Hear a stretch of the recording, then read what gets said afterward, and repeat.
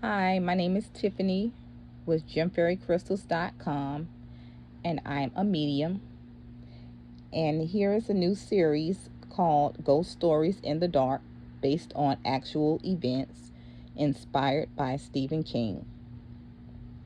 This first story I have is called The Following, which occurred on this very day 2 years ago in 2021. It was my little cousin's birthday, and so I thought a good idea to gift her some of my products from my online shop. One of the few items that I gifted her was a sage bundle that I created and Palo Santos sticks. So I spoke to my sister and I said, what time do you want to go over to her house, to her apartment, to give her gifts? So we left our home around 7 or 8. It was just becoming dark, and we arrived at her house, her apartment, which is kind of like a high rise, but not really. So when we opened her lobby door, we decided to take the stairs. We got into the stairwell and started heading up to her level, her apartment level, which was the fourth floor. So when we got out of the stairwell, immediately we both started to feel dizzy. And the vision that I had was that the hallway was becoming elongated. It lengthened. And I started to feel dizzy, and my sister started to feel dizzy. So we just shook it off and we continued to go towards her apartment. So when we got there, we knocked on the door. Her son answered the door. She had company. Her friend was styling her hair for her birthday as a gift to her from her friend. And so her friend hurried and, styled her hair. She was saying that she needed to hurry. She had to go and pick up one of her other children. So for some reason, me and my sister could not leave out of the kitchen area. So we stayed in the kitchen, not feeling like we could really venture out into the living quarters, which was odd. So after her friend left, she left in such a hurry, she almost forgot her kids. And she was like, hurry, hurry, we have to go, we have to go. And I'm like, well, that was strange. That was odd for someone to leave that quickly.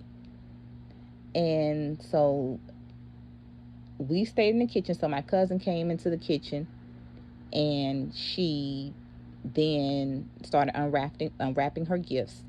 And she saw sage bundle. She was like, oh, I've been needing this. And I said, well, oh, okay. Didn't think anything of it until she said that she felt a dark presence in her home, in her back bedroom. And she said that her kids were scared to go in there and she didn't want to go in there either. So she lit the sage, and as she lit the sage bundle, a fire flame, very large, ignited from it. And then smoke, soot everywhere. It was just like burning. And I'm like, oh my gosh, that's a clear indication of a lot of negative energy, buildup of it. So, need I remind you guys, she also lived directly behind a funeral home in which her dad was had his funeral in a few years prior. And directly across from the funeral home was the largest graveyard cemetery in our city. So she had all of that going on, which could also possibly generate activity, paranormal activity within a home. So she lit, and I said, open the windows and tell the negative energy to leave, and fan the sage around. And so when she got to her, she did the rest of her apartment. Then when she got to the back hallway and the bedrooms, she handed me the sage. And then I saged the second bedroom and said negative energy leave.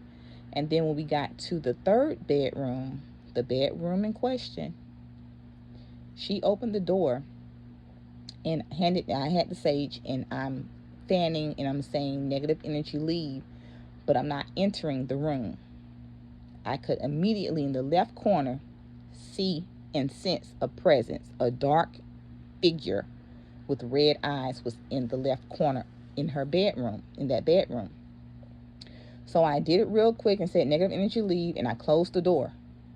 And we stood back in the hallway waiting, I don't know why, to see if anything was going to occur. At the moment, it didn't. So we went back out into the living room, and I handed her the rest of the sage, and I told her how to take out the flame and put it out and all that. And so we stayed for about 5 more minutes, my sister and I.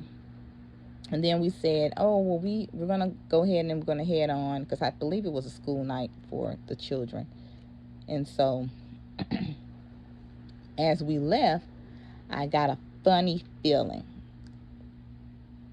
Like, oh gosh, did I just mess up? So we walking down the hallway, and I kept looking behind us, like as if we were being followed. So we got into the stairwell, and we were heading down the steps, and I felt a presence, a large presence, and it was a male following us. I felt in between that it could have been my uncle G, and then I felt like I didn't know the energy and that it felt dark in nature. So I couldn't see it, but I could feel it following us step by step. So I told my sister, I said, something's following us. Something followed us out of her apartment. I said, hurry. We started to take double steps down the stairs, holding on to the balcony, the banister, making sure that we don't fall down the stairs because the stairs were concrete. We were really moving fast. And as fast as we were moving, it was really on our trail. Just imagine the feeling of being chased down flights of stairs. Very intense. So we got to the bottom of the stairs. We had to go through the door at the bottom of the stairs to get into the lobby. We made it through there, and then from the lobby, we had to push another door to get out into the parking lot. We did that. We closed the door. Then we briskly walked to the truck. My sister had an SUV. So we're walking really fast to the truck. She gets into the driver's side, and I'm still hanging out, like looking to see, okay, what's happening. And then all of a sudden it appeared to me, this dark figure. It was big and had very broad shoulders. The eyes weren't red anymore. The whole face was black. The whole outline, the figure was completely black. And it was taking ginormous steps towards us. And I said, oh my gosh. And I hopped into the passenger side, and I'm steady, like half body out, half body in, looking. And then it steps on her rear bumper. I said, you have got to be kidding me. And I said, back up. I said, it's on the truck. It's following us. And then it climbs onto the roof. I closed the door. She backs up, and we really quickly get out of the parking area. I'm looking in the back to make sure that it doesn't come into the car and that it stays outside or blows off or whatever, hoping that it does. So we're driving home. Excuse me. We're driving home. We make it home. And then we quickly get out the car. And I still feel the presence, the energy behind us. So I say, hurry, open the door, hurry. And so she finally gets the door open. She walks in. I close the door behind her and I lock it. She goes upstairs to her room. I'm bagging up through the foyer of the house, and I'm bagging up towards the stairs, not turning my back on it. And as I reach the steps, preparing to take my first step up the steps backwards, it appears, entering our front door. I said, you have got to be kidding me. And it walked right in. So I'm looking at it, And I'm like, can it see me? I didn't know if I had a cloak of invisibility over me, which I more than likely had to have had because it didn't come near me when it entered our home. So I'm bagging up backwards up the stairs, and all of a sudden I'm looking, and then it's looking around. I'm like, is that my Uncle G? It wouldn't. It seemed like it didn't know its surroundings because it kept looking around the foyer. It kept walking around in the living area, and it could not go into the kitchen, nor could it come up the stairs behind me as I backed up the stairs backwards, watching it, because I had a plaque of a biblical scripture that was hanging on the wall that was shared between the staircase and the kitchen area. So it couldn't go over into the kitchen, and it couldn't come up the stairs. So it had to hang out in the foyer and the living room all night long. So it paced for a couple of hours. I was watching it through my third eye. I did not sleep a wink at all that evening. I continued to watch it. It paced back and forth like it was trapped and it couldn't get out, which was bizarre. And then, like it didn't understand or know where it was. So, if it had been my uncle, my cousin's dad, he's been to my house before, he would have known where he was. So, that solidified it to me that it was a D, the D word. And then it went into the living area and it sat upward in a corner over my couch. So the next morning, need I remind you, I did not sleep at all.